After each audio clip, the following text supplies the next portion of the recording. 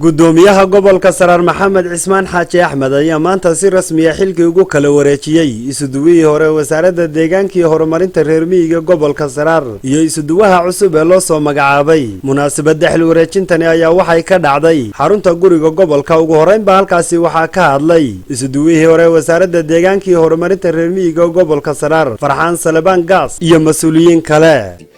qorshihii iyo halka ay ka leexayso mar walba kala talinayo uu sheegayo garabkiisana taagan baan noqday mar walba ahay oo halkii uu mubaarak ku jiro oo meel aan ku jiro aan kama tagin waan kula shaqeynaya xilkiina waan kugu wareejinaya mubaaragna waxaan u sheegaya gobolku waa hawlo badan yahay waana shaqadiisu waa fara badan tahay waxa weeyaan meel badan baa laga soo qoreynaya meelaha laga soo qoreynayna waxaan hay ninka hor taagan ee meesha ka shaqeynaya ee wasaaradii ku soo igmatay alla ii soo igmatay inaan ka qayb galo xafladan xil wareejinta loo kala wareejinayo labada isuduwihii hore Farxaan Salebaan Gaas iyo isuduwaha cusub Mubaarak Ismaaciil Cismaan.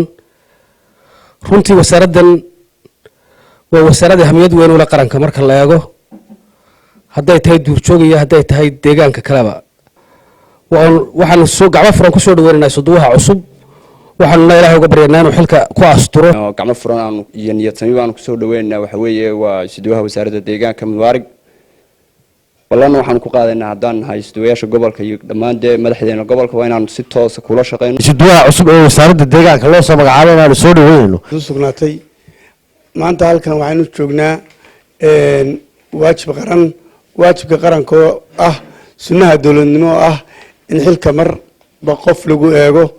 maanta halkan waa xilka loo kala wareejinayo Farxaan Salebaan Gaas iyo maaha hawl dhayara maaha hawl dhibicsi. ugu dambeyntii halkaasi waxaa ka hadlay isuduwaha cusub ee wasaaradda deegaanka iyo horumarinta reer miyiga gobolka Saraar loo soo magacaabay iyo gudoomiyaha gobolka Saraar Maxamed Cismaan Xaaji Axmed. waxaan uga markhaati kacaya oo aan uga marakacaya Farxaan inuu shaqo adag oo wanaagsan ka qabtay wasaaradda iyo gobolkaba kamaan maqnayn oo nin dibadda kaga imanaya meeyihi nin shaqaalaha wasaaradda kamid ah baan ahaa nin xarunta joogay baan ahaa inaynu wada shaqo wanaagsan yeelano gudoomiye ku-xigeenka isuduwayaasha oo rajeynaya inaynu si wacan wada shaqeyno runtiina aynu hawl badan ka qaban doono deegaanka. waynu ognahay oo marka deegaanadan barigaba la yiraahdo nolosheenu waxay ku tiirsan tahay xoolo dhaqateena xoolaha noolna haddii aanay baad helin ma noolaanayaan. isaguna xilka la wareegina aynu la dardaarmayno horta xafladu intaasay kulli daaran tahay sunnaha dawladnimo leh in dadku isbedelaan. isuduwii hore shaqo badan buu qabtay hawl badan buu qabtay wasaaradda deegaanku waa wasaaradaha ugu hawsha badan leh ka mid tahay waxay mas'uul ka tahay deegaankii oo dhan haddii ay noqon lahayd